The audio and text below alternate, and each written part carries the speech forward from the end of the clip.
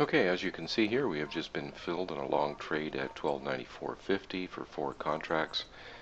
You can see our up blue arrow right here indicating long trade, and our protective sell stop right now is at 1293 even for a maximum risk of 6 ticks. You can see our first objective here with this green tag. It says 2, sell T1 for target 1. We're selling 1 up here at target 2. So those are our first 2 objectives. So the first objective is to sell 2 contracts, or 1/2 the position at 1295.25, which would just be a 3-tick profit. Not much in the way of any with the sale second programs profit coming into the being market 6 just ticks for yet. 1.5. So the market is it's around A little bit of a 7 minutes after downtick 10 here. Eastern time. So the market has only been open for a little over half an hour, and the market has come off of its lows, as you can see. Overnight, the market had a pretty robust range. It had a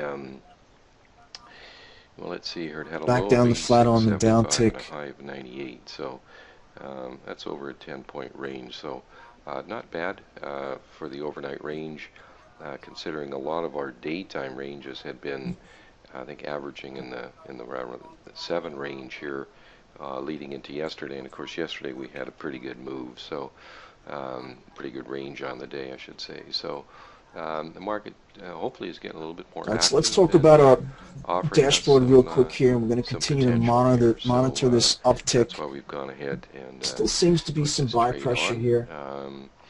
You can see down here too, we attempted to get long right in here. There's a lot of different ways to look at order flow. Dash blue line at 1289.25. Personally, I'm very visual. I like to keep it simple. On that one by just a tick. Even though what you're looking at here is different. 50.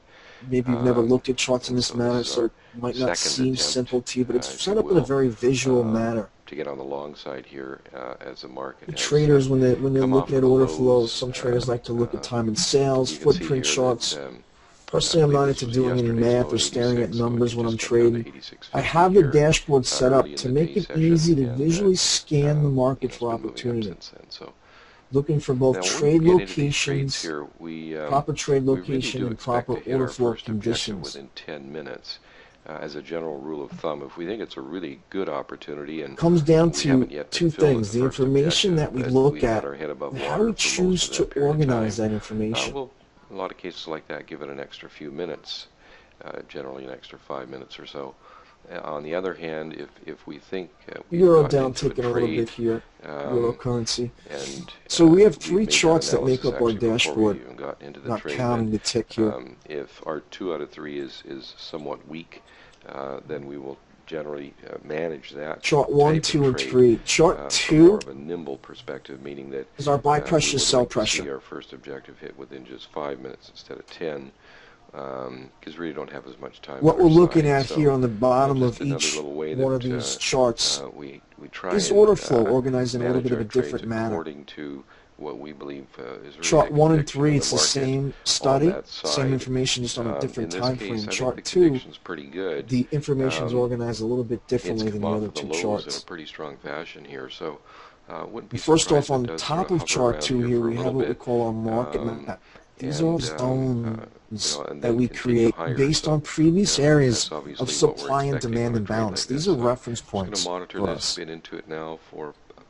These are areas that we're interested in doing business as long as the order flow is confirming when the market gets into these spots.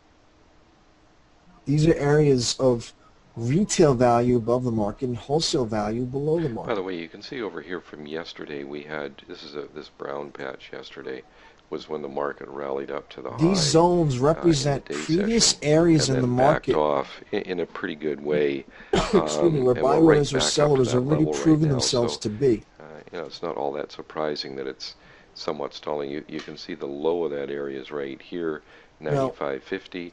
And the high so far today, 95.75. But our market map is what gives us our playing field. I would not be surprised if that brown area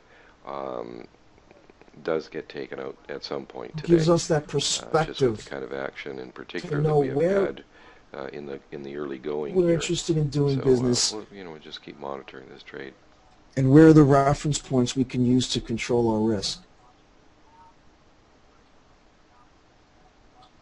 On the bottom of this chart is our buy pressure, sell pressure gauge.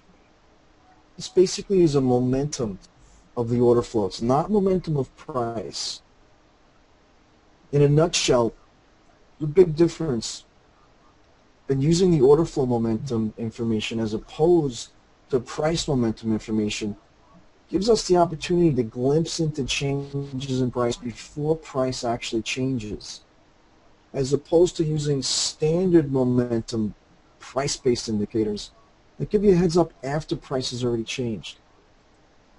Now, when we see order flow momentum peeling away from price, like we saw in this uptick into this area here, what I'd actually like to see is just a bit of a pullback here together. We expect one of two things and then start rallying to happen in this situation. Either order flow has to pick back up too far, in order to support this price move to the upside, or price has to reverse. It kind of makes sense that if the fuel that's driving this move is dying, is running out, the momentum of the order flow, the momentum of the buying that fueled this up move is dying out, it makes sense that if that buying doesn't pick back up, the price has to start to reverse. And we're basing everything that we do on what we're seeing occur at that point in time. We're not able to tell to what extent the order flow momentum or strength will come in the future. We're only basing our trading decisions on what's currently transpiring.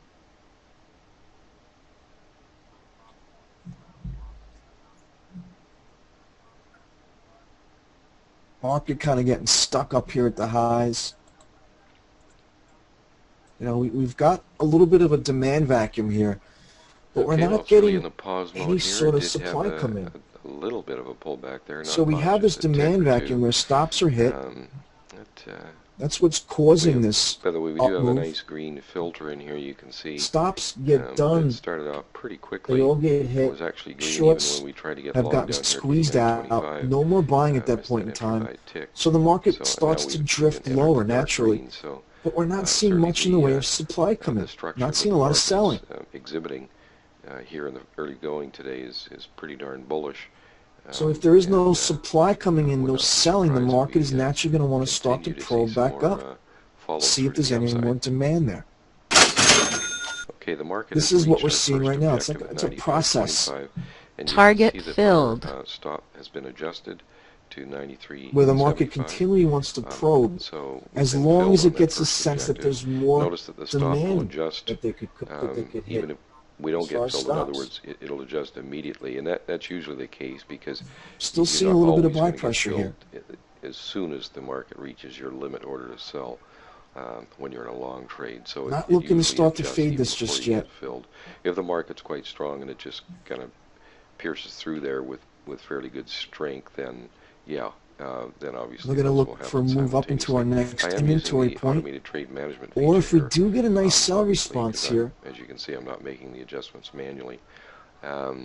So our we'll look to sell on the test of the value transition. For the second half of our position has been reduced from a 6-tick risk down to just a 3-tick risk. So should the market at this point turn around and sell off a little bit here, from 95 to 93.75, we would be stopped out, and we would therefore lose 3 ticks on these two contracts that we're now long with, which would offset a little bit of a healthier sell response over here. Hopefully that's not going to happen. Hopefully we can.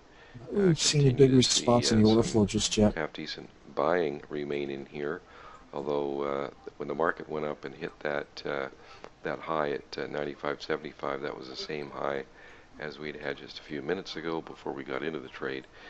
But hopefully this 94 level will hold, and we can get another bounce. So what we try and do, sort of from our perspective here, is to be very conservative with the trade management, so that if the market does move, and we get hit on our first objective a very high percentage of the time. So when that does happen, the worst case scenario was a break-even trade. So that's what just happened there. We ended up with a break-even trade. We made on our 4 contracts. We made 3 ticks on the first 2 contracts, and we lost 3 ticks on the second 2 contracts. So, we end up with a break-even trade.